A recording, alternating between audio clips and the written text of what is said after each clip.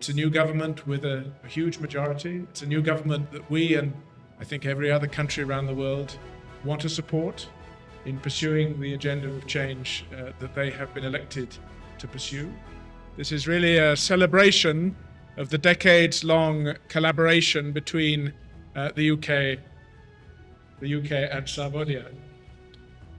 And that's a cooperation that we have very much valued.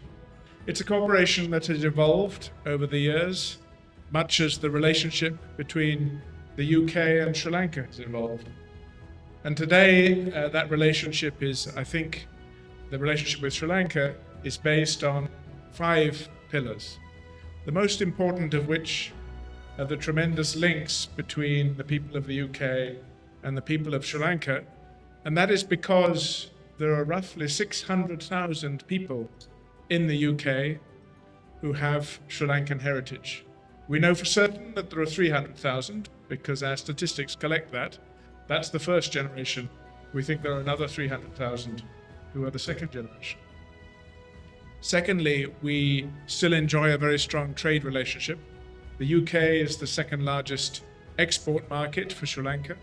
We hope that will continue to grow, and we are helping Sri Lankan companies to export. And of course, we also see many, many British tourists coming to Sri Lanka. We are the second or third largest, depends when in the year you count. We're the second or third largest supplier of tourists. But actually the thing that really excites me about the relationship, and this is something that's relatively new, is on education. For many years we've had distinguished Sri Lankans go to the UK for their education. I believe some of the awardees today have studied in the UK. But a new development is what we call transnational education, British universities delivering education for Sri Lankans here in Sri Lanka in partnership with local institutions. And that has broadened the ability of people to study with the UK, and it's allowed people to do it much more cheaply. So we have around 43,000 students who are studying with British universities and doing it here in Sri Lanka, and that's a tremendous development. And I've left to last the development relationship with Sri Lanka, under which, of course, our cooperation with Sarvodaya comes. The UK has invested in the past in significant projects like the Victoria Dam. I think those days of the large projects are over, but that commitment to work with Sri Lanka, to work with Sri Lankan organizations continues. And it's been a great pleasure for me to get the chance to see the work of Sarvodaya, not actually on a British project, when I went down to Matara and I met some of the people working on the projects there.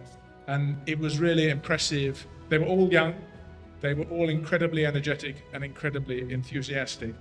And that brought home to me what is always true, that the assistance of external countries is only really a minor part of the story. Of course, it's right that developed countries should help, but the really key thing is the existence of organizations like Sarvodaya, which create a culture of people volunteering to help develop their own country.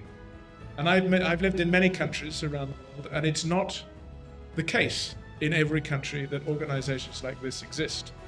So Sri Lanka is incredibly fortunate to have a world-leading example in Sarvodaya of an organization that can motivate people to volunteer and use their spare time to develop the country. And it's a tremendous legacy for Dr. Aryaradne.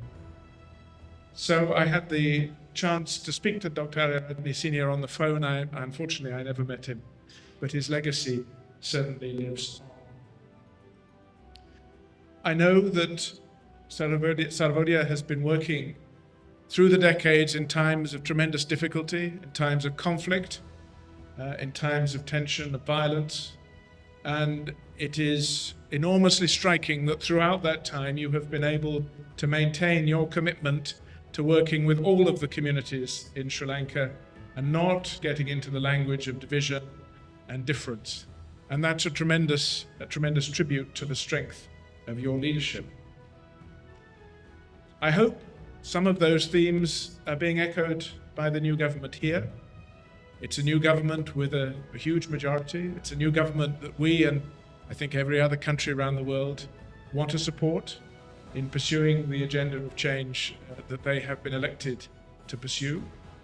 And I wanted to end my brief remarks by saying that I'm optimistic about the future of Sri Lanka. I know many of you who've lived through the last few years, it's hard to think in those terms.